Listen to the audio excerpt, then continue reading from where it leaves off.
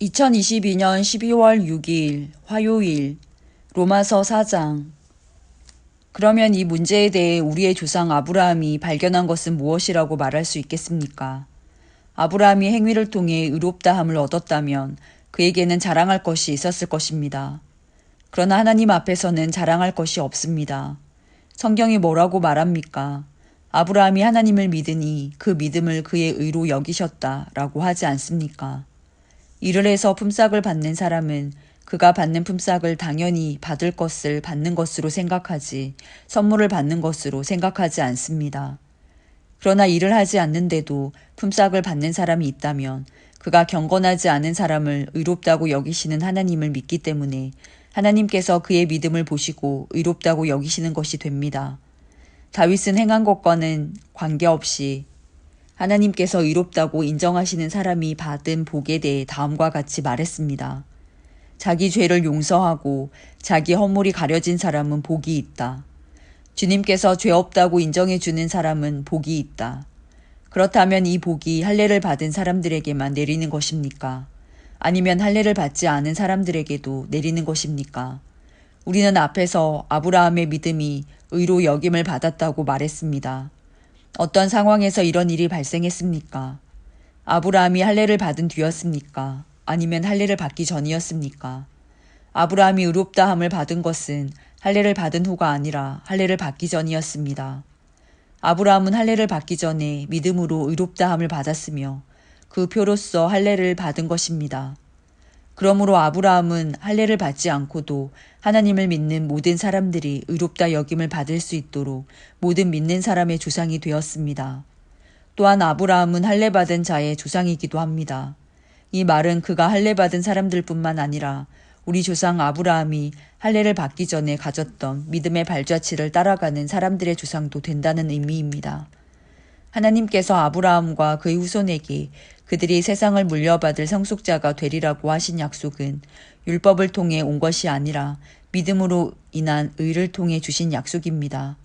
만일 율법을 지키는 사람이 상속자가 된다면 믿음은 쓸모가 없어지고 약속도 무용지물이 되고 말 것입니다. 율법은 하나님의 진노를 야기하지만 율법이 없다면 율법을 범하는 일도 없을 것입니다. 그러므로 하나님의 약속은 믿음을 통해 주어집니다. 이렇게 하신 것은 하나님께서 아브라함의 모든 자손에게 약속을 은혜로 주시기 위해서입니다. 모세의 율법 아래 사는 사람뿐만 아니라 우리 모두의 조상 아브라함처럼 믿음으로 사는 사람들 전부가 아브라함의 자손이 됩니다.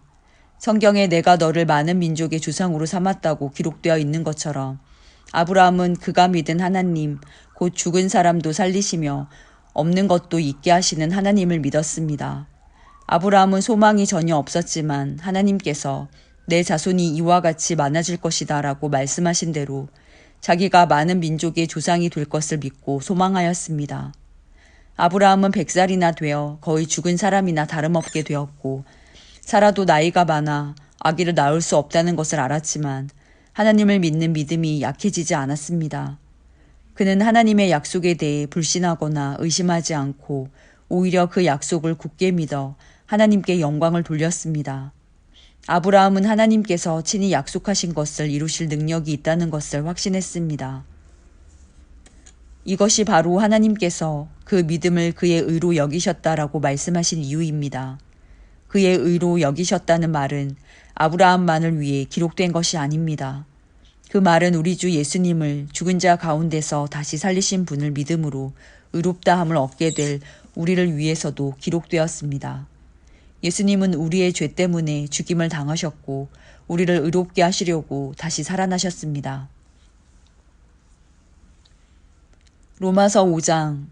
우리가 믿음으로 의롭다함을 받았으므로 우리는 우리 주 예수 그리스도로 말미암아 하나님과 함께하는 평강을 누리고 있습니다. 예수 그리스도에 의해서 또 믿음으로 우리는 지금 우리가 서 있는 이 은혜의 자리에 들어와 있습니다. 그리고 하나님의 영광을 소망하며 즐거워합니다. 이뿐만 아니라 우리는 환난을 당하더라도 즐거워합니다. 그것은 환난이 인내를 낳고 또 인내는 연단된 인품을 낳고 연단된 인품은 소망을 낳는 것을 알기 때문입니다. 이 소망은 절대로 우리의 기대를 저버리지 않습니다. 그것은 하나님께서 우리에게 주신 성령을 통해 우리 마음에 하나님의 사랑을 부어주셨기 때문입니다. 우리가 아직 연약할 때에 그리스도께서 시의적절할 때에 경건하지 않은 사람들을 위해 죽으셨습니다. 의인을 위해 죽는 사람은 거의 없습니다. 간혹 선한 사람을 위해 죽겠다고 나서는 사람이 있을는지는 모르겠습니다. 그런데 그리스도께서는 우리가 아직 죄인이었을 때에 우리를 위해 죽으셨습니다. 이것으로써 하나님께서는 우리를 향한 그분의 사랑을 나타내셨습니다. 그러므로 우리는 그리스도의 피로 말미암아 의롭다함을 얻었으므로 우리가 그리스도를 통해 하나님의 진노로부터 구원을 받을 것은 더욱 확실합니다. 우리가 하나님과 원수가 되었을 때도 그리스도의 죽음을 통해 하나님과 화해하게 되었다면 이렇게 하나님과 화목을 누리고 있는 사람들이 그분의 생명으로 말미암아 구원을 받게 될 것은 더욱 확실합니다. 이뿐만 아니라 우리는 이제 우리 주 예수 그리스도를 통해 하나님 안에서 즐거워합니다. 예수 그리스도로 말미암아 이제 우리는 하나님과 화해하게 되었습니다. 그러므로 한 사람을 통해 죄가 세상에 들어왔고 그 죄를 통해 사망이 들어온 것처럼 모든 사람이 죄를 지었으므로 사망이 모든 사람에게 이르렀습니다. 하나님께서 율법을 주시기 전에도 죄가 세상에 있었지만 율법이 없을 때에는 죄로 여기지 않았습니다. 그러나 사망은 아담 시대부터 모세 시대에 이르기까지 심지어 아담이 지은 죄와 똑같은 죄를 짓지 않은 사람들마저 지배하였습니다. 아담은 장차 오실 분의 모형입니다. 하지만 하나님께서 주시는 은혜는 아담이 지은 죄와 비교가 되지 않습니다. 많은 사람이 그 한 사람의 죄 때문에 죽었다면 한 사람 예수 그리스도의 은혜로 인한 하나님의 은혜와 선물은 많은 사람에게 더욱 넘쳤습니다. 또한 하나님의 선물과 아담의 죄는 차이가 있습니다. 한 사람의 죄 때문에 심판이 오게 되고 모든 사람을 정죄에 이르게 했으나 하나님의 은혜의 선물은 많은 범죄 때문에 오게 되어 많은 사람에게 의롭다함을 받게 하였습니다. 한 사람의 죄로 말미암아 사망이 왕노릇하였다면 하나님의 넘치는 은혜와 의롭다고 여기시는 선물을 받는 사람들은 한 분 예수 그리스도를 통해 참 생명 안에서 더더욱 왕노릇하게 될 것입니다. 그러므로 한 사람의 범죄 때문에 모든 사람이 죄인이 되었지만 한 사람의 의로운 행동 때문에 모든 사람에게 생명을 낳게 하는 의로움이 발생했습니다. 한 사람의 불순종으로 많은 사람이 죄인이 되었듯이 한 사람의 순종으로 많은 사람이 의인이 될 것입니다. 율법은 범죄를 증가시키려고 들어왔습니다. 그러나 죄가 많아진 곳에 하나님의 은혜가 더욱 넘치게 되었습니다. 죄가 사망 안에서 왕노릇하였듯이 은혜는 의를 통해 우리 주 예수 그리스도로 말미암아 영생을 얻게 하기 위해 왕노릇할 것입니다. 로마서 6장. 그러면 우리가 무슨 말을 더하겠습니까? 은혜를 더하게 하려고 계속 죄를 지어야 하겠습니까? 절대로 그럴 수 없습니다. 죄에 대하여 죽은 우리가 어떻게 죄 가운데서 살 수 있겠습니까? 여러분은 우리가 그리스도 예수와 연합하는 세례를 받았을 때에 그분의 죽음과 연합하는 세례를 받았다는 사실을 알지 못합니까? 그러므로 우리가 죽음에 이르는 세례를 받음으로 그리스도와 함께 묻힌 것은 그리스도께서 아버지의 영광으로 죽은 자들 가운데서 살아나신 것처럼 우리도 새 생명 가운데서 살기 위함입니다. 우리가 그리스도와 연합하여 그분의 죽음에 참여했다면 그분과 연합하여 그분의 부활에도 참여할 것이 확실합니다. 우리는 우리의 옛사람이 그리스도와 함께 십자가에 못 박혀 죄의 몸이 무력하게 되었으므로 우리가 더 이상 죄의 노예가 되지 않는다는 것을 압니다. 그것은 죽은 사람은 죄의 세력에서 해방되었기 때문입니다. 우리가 그리스도와 함께 죽었다면 또한 그리스도와 함께 살아날 것도 믿습니다.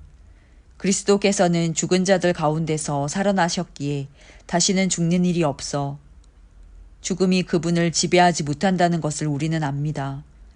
그리스도께서 죽으신 것은 죄에 대해서 단번에 죽으신 것이며 그리스도께서 다시 살아나신 것은 하나님께 대하여 살아나신 것입니다. 이와 같이 여러분도 여러분 자신을 죄에 대해서는 죽은 사람으로 하나님께 대해서는 그리스도 예수 안에서 살아있는 사람으로 생각하십시오. 그러므로 죽게 될 여러분의 몸에 죄가 왕노릇하여 몸의 욕심을 따라 살지 않도록 하십시오. 또한 여러분의 몸을 불의를 행하는 도구로 죄에게 내어주지 말고 죽은 자들 가운데서 살아난 자들답게 여러분의 몸을 의를 행하는 도구로 여러분 자신을 하나님께 드리십시오. 여러분은 율법 아래 있지 않고 은혜 아래 있으므로 죄가 여러분에게 왕노릇할 수가 없습니다. 그러면 어떻게 해야 하겠습니까? 우리가 율법 아래 있지 않고 은혜 아래 있다고 해서 죄를 짓자는 말입니까? 절대로 그럴 수는 없습니다. 여러분이 어떤 사람에게 복종하여 여러분 자신을 그 사람에게 바치면 여러분은 그 사람의 종이 된다는 것을 알지 못하십니까? 여러분은 죽음에 이르는 죄의 종이 될 수도 있고 의에 이르는 순종의 종이 될 수도 있습니다. 그러나 하나님께 감사할 것이 있습니다. 여러분이 전에는 죄의 종이었으나 전수받은 가르침에 본에 전심을 다해 복종함으로써 죄로부터 해방되어 의의 종이 되었습니다. 여러분의 육신이 연약하기 때문에 일상적인 말로 예를 들어 말하겠습니다. 여러분이 전에는 여러분의 몸을 더러움과 불법의 종으로 들여 불법을 행했습니다. 그러나 이제는 여러분의 몸을 의의 종으로 들여 거룩함에 이르십시오. 전에 여러분이 죄의 종이었을 때는 의의 다스림을 받지 않았습니다. 그때 여러분이 얻은 열매는 무엇입니까? 지금에 와서 부끄러워하는 그 일들의 마지막은 사망이었습니다. 그러나 이제는 여러분이 죄에서 해방되어 하나님의 종이 되었습니다. 그리하여 거룩함에 이르는 열매를 맺고 있습니다. 그 일의 마지막은 영생입니다. 죄의 대가는 죽음이지만 하나님의 선물은 우리 주 예수 그리스도 안에 있는 영생입니다. 로마서 7장. 형제자매 여러분, 나는 지금 율법을 아는 여러분에게 말하고 있습니다. 여러분은 율법이 사람이 살아있는 동안에만 그 사람을 지배한다는 것을 알지 못합니까? 이를테면 결혼한 여자는 남편이 살아있는 동안에는 법에 의해 남편에 매여 살아야 합니다. 하지만 남편이 죽으면 그 여자는 남편에게 매여 있던 법에서 해방됩니다.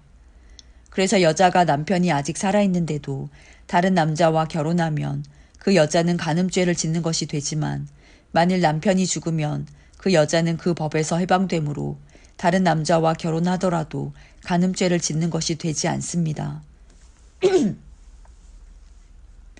네, 형제자매 여러분, 이와 같이 여러분들도 그리스도의 몸으로 말미암아 율법에 대해 죽었습니다. 이제 여러분은 하나님께 열매를 맺기 위해 다른 분, 곧 죽은 사람들 가운데서 살아나신 그분의 사람이 되었습니다. 전에 우리가 죄의 성품에 사로잡혀 살았을 때는 율법이 우리 몸 속에서 죄를 지으려는 욕망을 일으켜 죽음에 이르는 열매를 맺게 했었습니다. 그러나 이제 우리는 우리를 가둔 율법에 대해 죽고 율법으로부터 해방되었습니다. 그러므로 우리는 기록된 문자에 따라 하나님을 섬기는 것이 아니라 성령의 새로운 방법으로 하나님을 섬깁니다. 그렇다면 우리가 무슨 말을 하겠습니까? 율법이 죄입니까? 절대로 그렇지 않습니다. 율법이 없었다면 나는 죄가 무엇인지 알지 못했을 것입니다. 율법이 탐내지 말라고 말하지 않았다면 나는 탐내는 것이 무엇인지 알지 못했을 것입니다. 그러나 죄는 이 계명을 이용하여 기회를 엿보아 내 속에서 온갖 탐심을 일으켰습니다. 율법이 없다면 죄는 죽은 것이나 다름없습니다. 전에 내가 율법과 상관이 없었을 때 나는 살아 있었습니다. 그러나 계명이 들어오자 죄가 살아났고 나는 죽었습니다.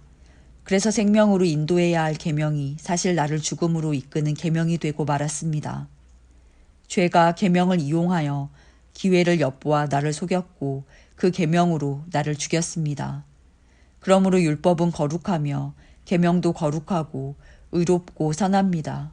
그렇다면 선한 것이 나에게 죽음을 가져다 주었단 말입니까? 절대로 그렇지 않습니다. 죄가 죄인 것으로 드러나도록 하기 위해서 죄는 선한 것을 이용하여 나에게 죽음을 가져왔습니다. 그리하여 죄는 계명을 통해 한층 더 죄의 참모습을 드러내게 된 것입니다. 우리는 율법이 영적인 것이라는 사실을 압니다. 그러나 나는 영적이지 못하며 죄의 노예로 팔린 몸입니다. 나는 내가 하는 일을 이해를 못하겠습니다. 내가 하고 싶어 하는 일은 하지 않고 미워하는 일을 행하고 있으니 말입니다. 내가 그런 일을 하면서도 그 일을 원하지 않는 것은 율법이 선하다는 것을 인정하는 셈입니다. 그런데 이제는 원하지 않는 일을 하는 존재는 내가 아니라 내 안에 살고 있는 죄입니다. 나는 내 안에, 다시 말해서 나의 죄악된 본성 안에 선한 것이라고는 하나도 존재하지 않는다는 사실을 압니다. 선을 행하려는 바람은 내게 있지만 선을 행할 수는 없습니다. 나는 원하는 선은 행하지 않고 원하지 않는 악을 행합니다. 내가 원하지 않는 일을 행하고 있다면 그 일을 행하는 자는 내가 아니라 바로 내 안에 살고 있는 죄입니다. 그러므로 나는 이런 법칙을 발견했습니다. 선을 행하려는 마음은 나에게 있지만 악이 나와 함께 있다는 것입니다. 사실 나의 속 중심에서는 하나님의 법을 즐거워합니다. 그러나 나의 몸의 여러 부분들에서는 다른 법이 작용하고 있습니다.